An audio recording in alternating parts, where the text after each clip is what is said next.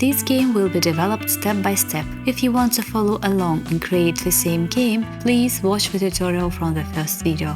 If you are just interested in learning the basics of the Animator, let's get started. Hi, I am Lissa and welcome to my channel. First, what is the task? What kind of movements do we need in our game? Forward movement, side movement, jump and roll. We need to address the roll movement because our cylinder already appears to be rolling forward.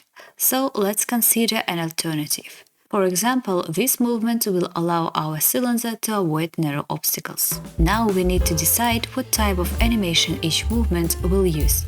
If you're unsure what I mean, let me explain. In game development, we have two types of animation: procedural and non-procedural. Procedural animation is created at runtime, like the movement of clothes or interactions with NPCs, objects or space. The advantage of this type of animation is its flexibility, but it can sometimes use too much computing power. To address this, we have non-procedural animation, which is created from animations clip. An animation clip consists of keyframes which record the important characteristics of an object over time, such as position and rotation. We use the Unity Animator to work with these animation clips. Most animations are non-procedural. I suggest making the forward movement of the cylinder procedural and using the animator for the other movements. First of all, let's create some empty objects around the cylinder. We'll need three main objects. Rotation holder, this will be used for rotation. Animation holder, this is for the main animation. Character, this will handle moving between road paths. I created two empty game objects, placed them on our character and reset their position to get them oriented correctly. Then I take them out of the character. Rename our current character to rotation holder and place it to the animation holder. After that, place the animation holder into the character.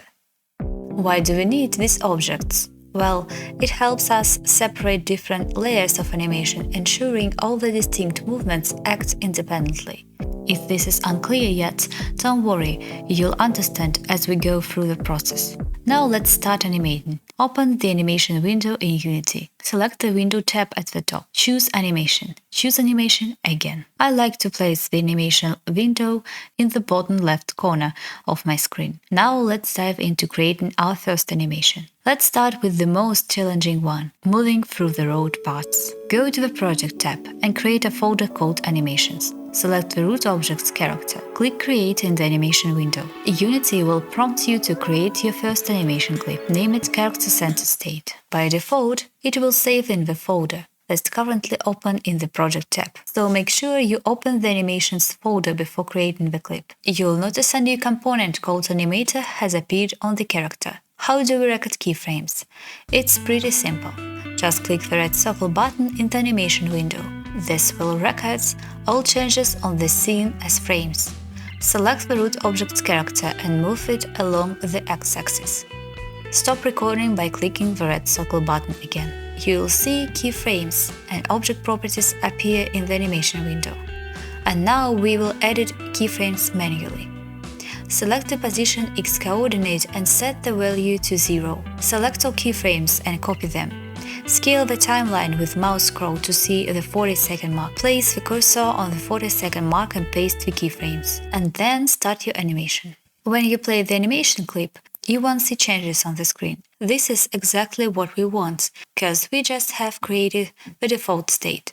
Now let's tackle creating clip of the right and left parts, character right state and character left state. Click on the name of your current clip in the animation window and select Add New Clip. Hit the recording button and move the character object to the center of the left side.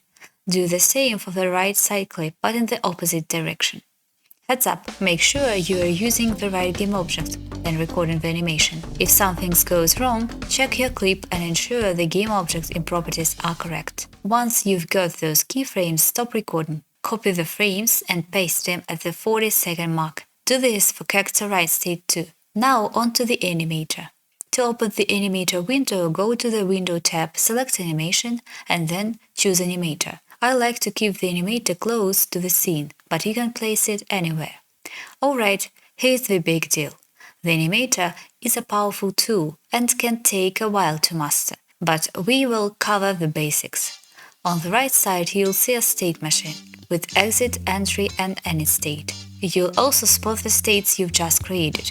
The states include your clips and additional settings, like looping and others. On the left side, there are two tabs, Parameters and Layers. Parameters let you control the animator from anywhere in Unity, and layers help you organize your animations. Some tutorials say layers are just extra fluff, especially for beginners, but I'm here to tell you they are super useful. They help you get things done faster and cleaner. Feeling a bit overwhelmed? Don't worry, we'll take it slow. As you can see, the entry state leads to character center state, the default clip. Want to see what happens if you change the default state? Right-click on the entry state and select State Machine Default State. Choose the state you prefer, left or right. Then click Run in the Game tab. Voila! Your character should now move to the chosen spot. Alright, let's get into some easy stuff. First up, we need to change the default state back to character center state. From there, we'll create two transitions, one from center to right and one from center to left. Just right-click on the center state and select Make Transition. Next, double-click on all of the states and remove the loop time.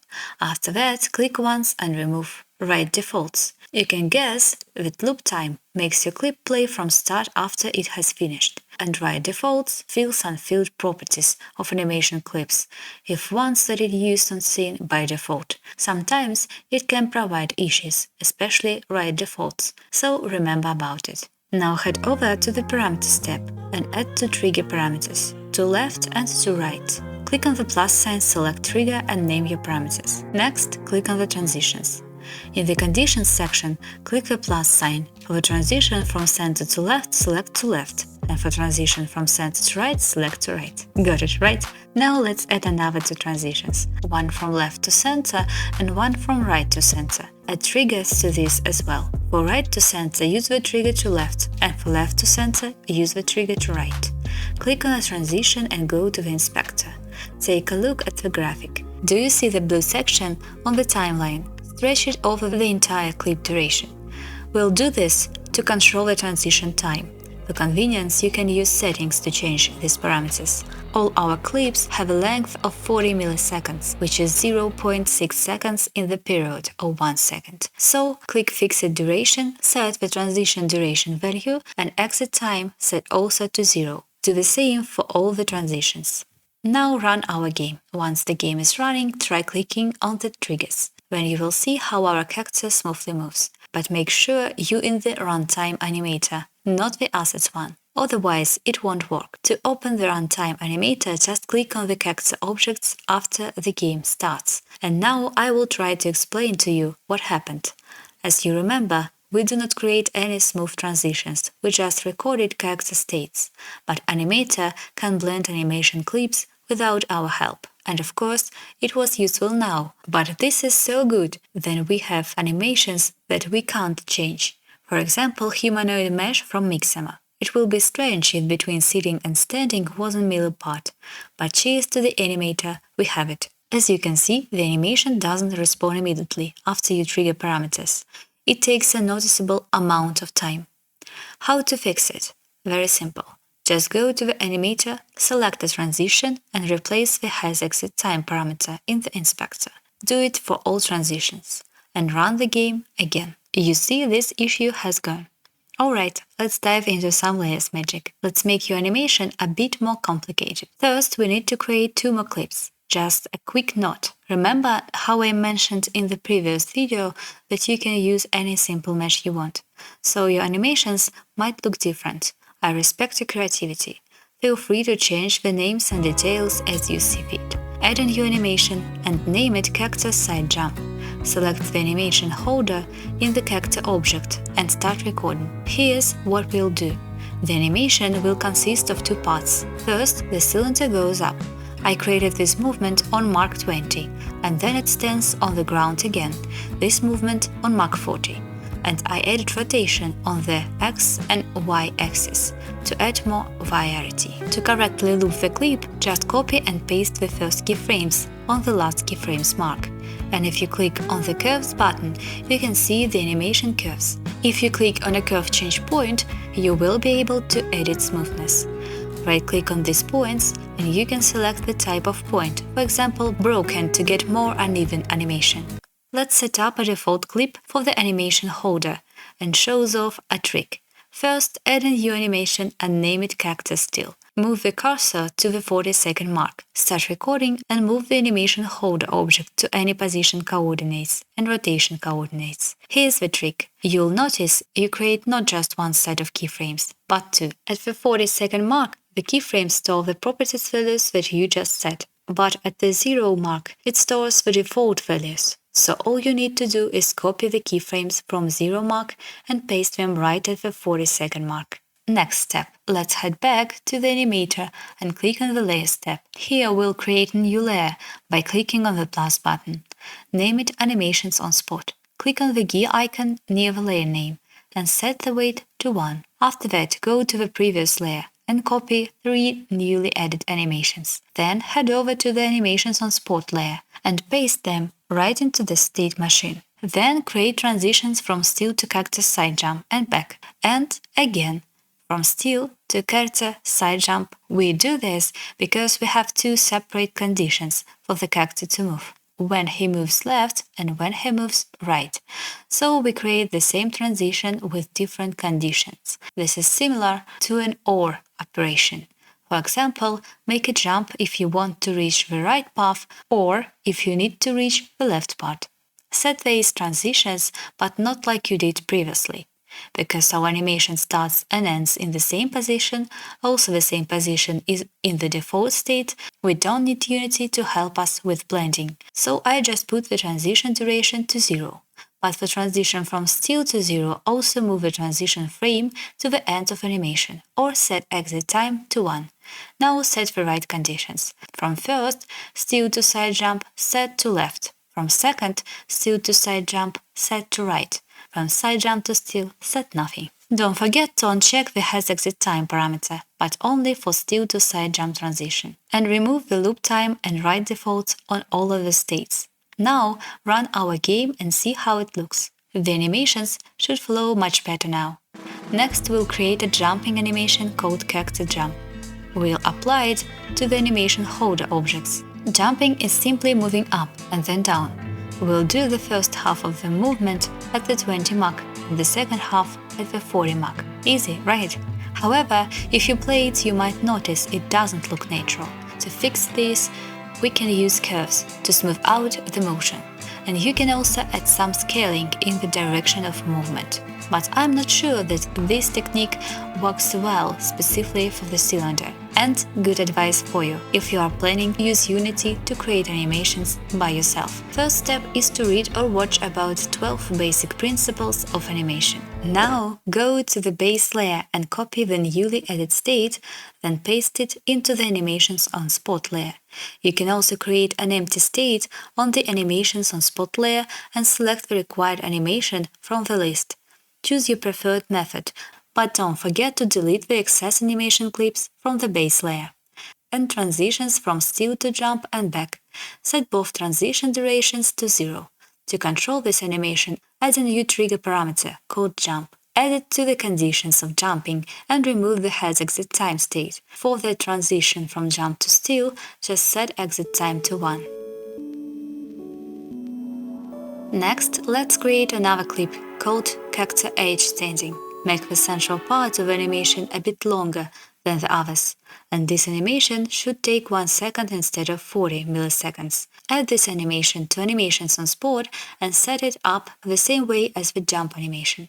Add a new trigger called Edge and use the same transition settings. Run the game to make sure everything works correctly. Now we need to add a rotation animation called Character Rotation. It's just part of moving forward, but it's better to animate rotation separately. Finally, we need a rotation holder game object. But first, let's add 2 sprites to the cylinder, otherwise no one will notice character rotation. I added a plane for the first strip and copied and pasted. There is an interesting detail here. Last time we talked about shaders, so if I just move the second strip like this, it won't be visible, because the camera only renders the front surface of the mesh. You should change the shader settings to render both sides, but we can simply rotate our strip. Select it and record the animation. At the 0 mark, set the Y angle to 0 and the 1 second mark set it to -360. If you play it now, the character might look a bit weird, so go to the curve step and adjust it to a linear shape. Play the animation to make sure it looks good. Next, add a new layer to the animator and name it Rotation. And don't forget to change the weight to 1. Add the rotation animation to the newly added layer and double-click on it. Make sure it's looped. Now we are finished. You can see why they use additional character object to move characters through the road paths. Without them, we'd have to create additional animation clips for every part of the road separately and for every transition between the road paths. That would be a huge job. Stay tuned for the next part. Subscribe so you don't miss it.